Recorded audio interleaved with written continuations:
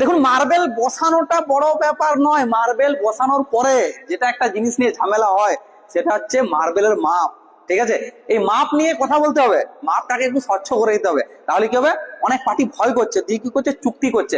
আমার মনে হয় চুক্তি করে কাজ করানোর থেকে মাপে কাজ করানোটা পার্টির জন্যই বেশি ভালো। ঠিক আছে, আমার মনে হয়, আমি দেখেছি যেটুকু। ঠিক আছে, এবার আপনাদের মতামত আলাদা থাকতেই পারে। তাহলে কি এই মাপ জিনিসগুলো একটু স্বচ্ছ হতে হবে।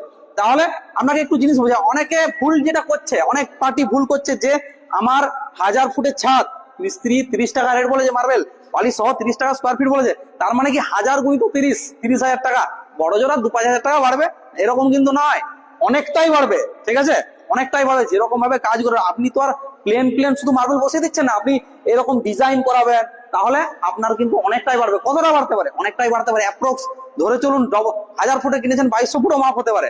আপনার ডিজাইনের উপর নির্ভর করছে, আপনি কিরকম বর্ডার লাগাচ্ছেন, আপনি কিরকম ডিজাইন করাচ্ছেন। ঠিক আছে, কিছু কিছু ডিজাইনের মাপ হয় না, কিছু কিছু ডিজাইন চুক্তিতে মুগ্গম রেট ধরে দেওয়া হয় যে এত টাকা পড়বে, সেটা আপনি আগে কথা বলে নিন।